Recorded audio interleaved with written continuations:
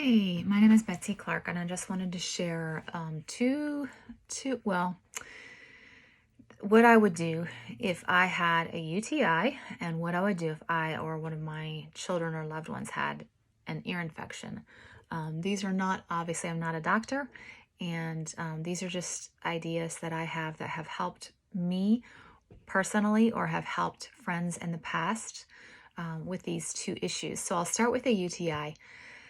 Um, one of my big goals in life for my health is to avoid antibiotics when possible. And if you have ever had a UTI, or if you've ever had an ear infection, or a child with an ear infection, you know that usually the first thing the doctor does when you get to their office and you tell them the issues and they diagnose it is they prescribe antibiotics. And there are a few reasons why I try to avoid antibiotics.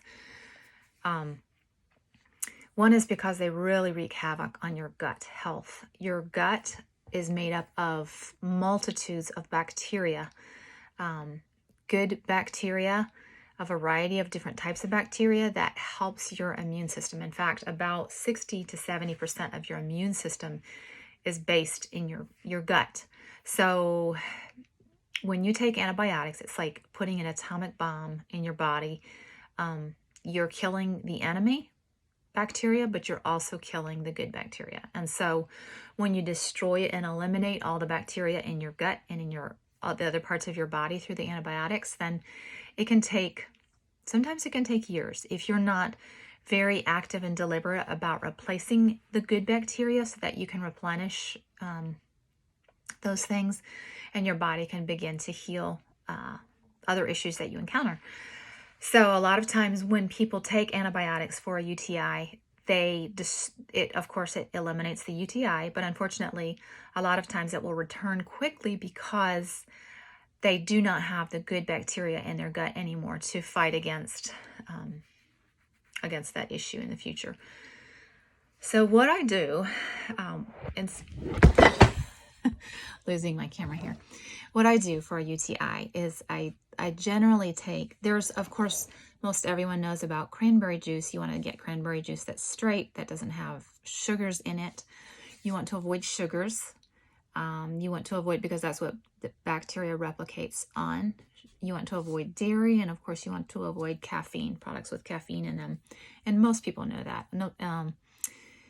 A lot of times people will just, get the cranberry juice and drink it even along with their antibiotics, and that's fine. But there are two things that I would do and that I have done in the past. I haven't had a UTI in a long time, thankfully, but I think it's around it's a really high percentage of UTIs occur from a specific type of bacteria.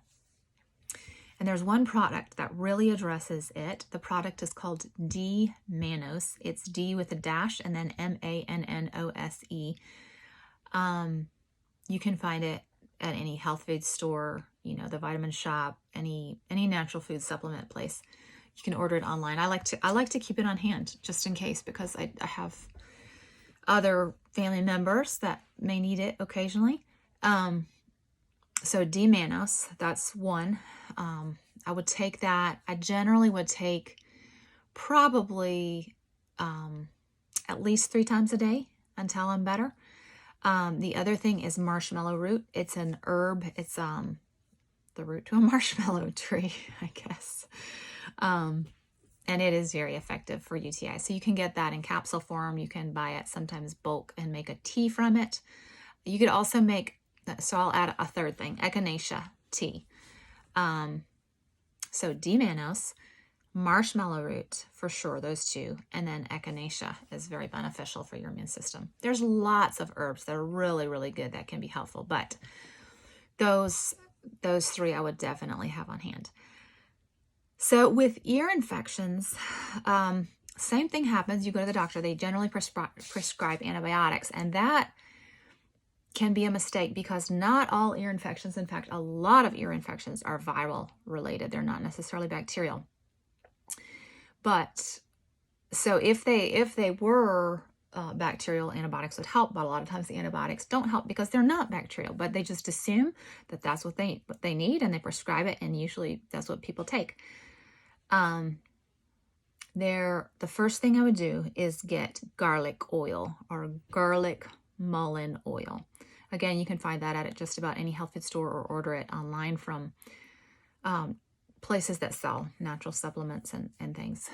So mullein is an herb, and then of course we all know what garlic is. Garlic has antiviral properties.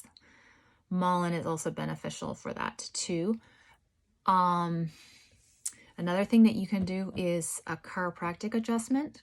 A lot of children, it's amazing, but being out of alignment can have an effect on how your body responds with infections like that too.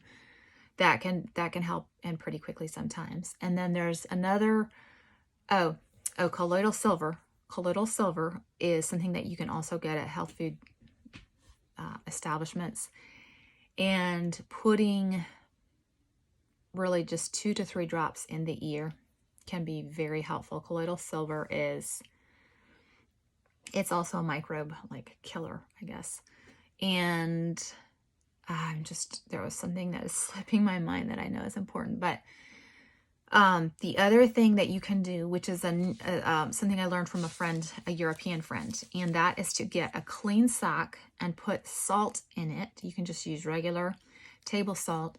Warm it on a pan, like a cast iron pan. Just warm it enough you don't want it to be hot, but you put it on the ear, on the ear that's infected. And that helps to draw moisture out, which allows the environment inside the ear to be less welcoming to, viruses and bacteria that could cause the infection. So you have those, and there was one other thing I'm trying to remember. Anyway, if I think of it, I will put it in comments later. But those are some of the things that have been helpful to me and to my loved ones and to friends. And I hope it will be helpful to you. Thanks.